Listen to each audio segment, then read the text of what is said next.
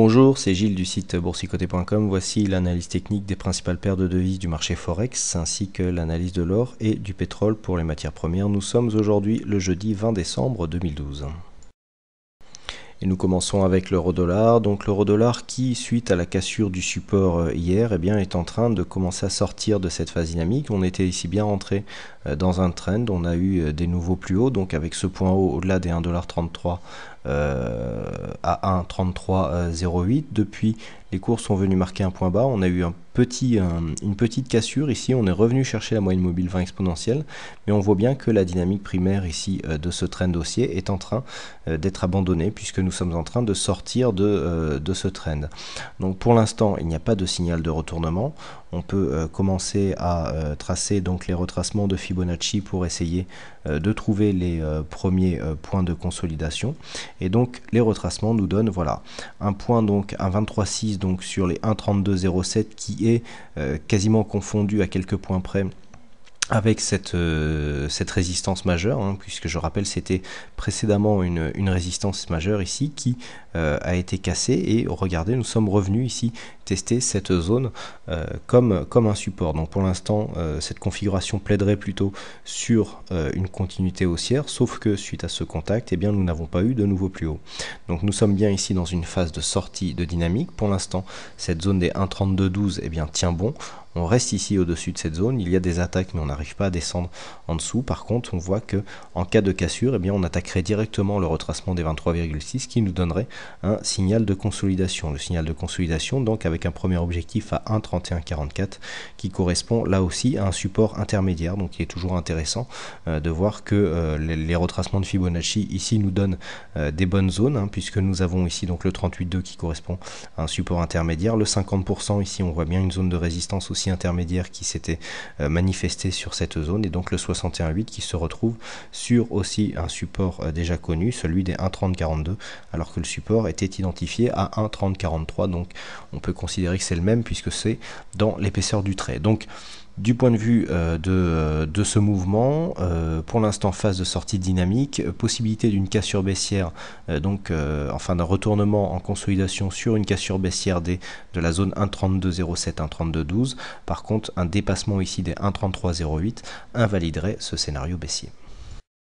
On continue avec le câble, donc la paire livre sterling contre dollar américain qui, elle, reste sur une tendance bien haussière. On peut même d'ailleurs voir que la dynamique secondaire que l'on peut trouver ici, par contre, elle est en train de céder. Donc nous avons deux dynamiques telles que, comme je vous l'expliquais hier, on voit bien ici cette seconde dynamique, puisque si on duplique ici ce support, on retrouve ici des zones de résistance connues, et donc on définit bien ici la phase de trend. Donc là on a une sortie de dynamique très court terme qui est bien visible. On est revenu ici tester la zone de support comme une résistance. Maintenant à voir si on va s'écarter. Donc là c'est une tendance primaire, c'est-à-dire c'est une tendance directe. On sort de site dynamique, mais on voit ici qu'on a un support, un autre support qui pourrait servir de point de contact, et donc qui pourrait réactiver cette dynamique haussière.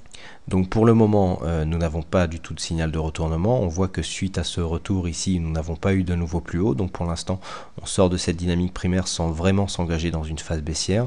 Le précédent point bas significatif se situe ici sur les 1,6193. On en est encore loin. Donc pour l'instant, sortie dynamique sur une phase horizontale qui va osciller entre 1,6308 et certainement 1,5244.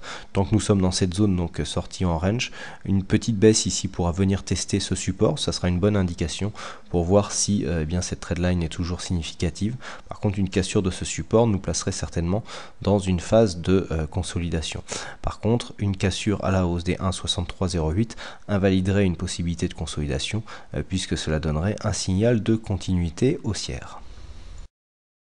Signal quasiment identique sur le dollar-yen, puisqu'après ici une forte phase de hausse avec un support défini par plusieurs points de contact. Nous avons une cassure dans la nuit qui vient provoquer donc un retour sur ce support ici des 83,85. On retourne ici sur le support qui est testé comme une résistance. On n'arrive pas à repasser au-dessus de cette zone de point haut qui se situe à 84,62, et pour l'instant on est dans cette expectative. Donc toute évolution qui se situerait entre 84,62 et 83,85 nous placerait dans une sortie de dynamique haussière avec une continuité en range. Donc neutre. Par contre, une cassure de cette zone ici des 83,84 nous donnerait un signal de consolidation. Si nous traçons le retracement de Fibonacci sur la tendance directe, nous pouvons constater que la zone des 23,6 se trouve sur une zone légèrement supérieure. Alors peut-être que si on vient reprendre ici un peu plus de tendance pour avoir l'amplitude maximum, hein, c'est deux écoles, hein, c'est-à-dire soit on prend l'amplitude maximum, soit on prend que le mouvement direct. Moi je suis plus adepte du mouvement direct, mais là les deux peuvent être pris. On voit qu'on a une zone de consolidation ici qui est un peu plus significative, donc on choisira plutôt ce tracé à 83,93, donc comme signal de consolidation confirmé par une rupture du support des 83,85. donc en cas de cassure on pourrait revenir chercher ici les 83,51. Attention, hein, même si on commence à avoir des mouvements un peu plus amples, il y a toujours peu de volatilité sur cette paire de devises. Donc on voit ici des objectifs relativement restreints, hein, puisqu'ici entre 93 et 51, on a à peine une quarantaine de pips. Bon, c'est pas énorme non plus sur ce genre de consolidation, mais on a connu pire, hein, sur cette paire de devises. Donc pour l'instant, je répète, sortie de dynamique haussière, évolution en range donc entre 83,85 et 84,61. Cassure haussière ici invalide la possibilité de consolidation. Cassure des 83,85 donne signal de consolidation avec objectif à 83,51. Sur l'or, eh bien, nous sommes dans une continuité de mouvement que nous avions déjà identifié, hein, puisque nous avions ici cette zone avec donc cette sortie de squeeze que je vous avais expliqué hier qui a provoqué donc une nouvelle phase de baisse.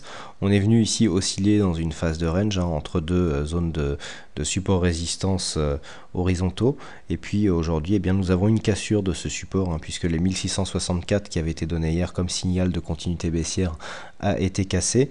Donc pour marquer un nouveau plus bas, ici phase d'exagération, doublé ici, on vient tester la zone des 1640 qui est le prochain support majeur. J'avais donné comme objectif 1653, mais finalement on a descendu de 2 étages, hein, d'un seul coup. Donc on se retrouve directement sur les 1640 avec certainement ici une phase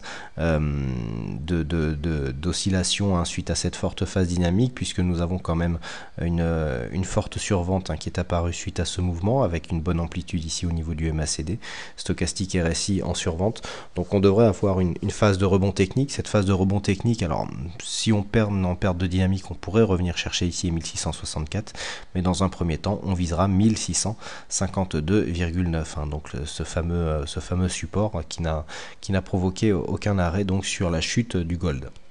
La tendance reste donc toujours baissière, on voit bien l'évolution des cours qui se situe sous la moyenne mobile 20 exponentielle, entre cette moyenne et la bande de Bollinger inférieure.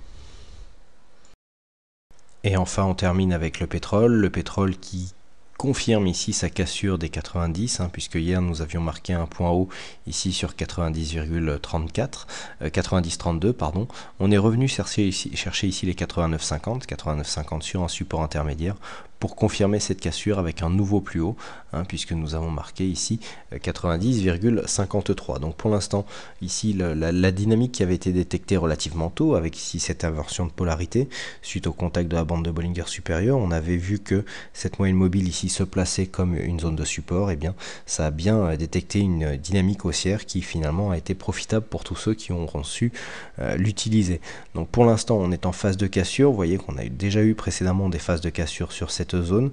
Il faudra vraiment un gros mouvement pour enfin confirmer la sortie de cette zone de range, hein, entre 86 et 90 $ le baril. On était même à 85, mais pour l'instant il n'y a aucun signal en ce sens. On voit qu'on a quand même une phase d'affaiblissement avec un surachat qui nous donne un début de divergence baissière, hein, puisque nous avons ici un nouveau plus haut qui ne se retrouve pas dans les indicateurs, idem dans le stochastique, donc RSI stochastique, donc divergence, et le MACD qui est toujours en baisse. Donc là on voit bien que l'on a quand même cette phase d'affaiblissement qui se situe au moment où on voudrait franchir cette zone de résistance. C'est plutôt mauvais signe. On peut parier ici sur un retour à 88, 96 voire 89 pour un nouvel élan, et donc cette fois-ci une cassure de cette zone des 90 $ le baril. Mais pour l'instant ça semble assez difficile, même si on le sait, les commodities et surtout le WTI sont des sous-jacents très très volatiles, et donc ils sont capables, malgré un surachat notoire, de casser des plus hauts significatifs, voire même des résistances majeures. Une cassure donc en force des 89 $ le baril viendrait tout de même invalider cette possibilité de cassure haussière directe. Voilà ce que l'on peut dire sur ces analyses techniques Forex et matières premières. Il ne me reste plus qu'à vous souhaiter à toutes et à tous une bonne soirée, bonne chance dans votre trade futur et je vous donne rendez-vous dès demain pour d'autres analyses techniques en vidéo.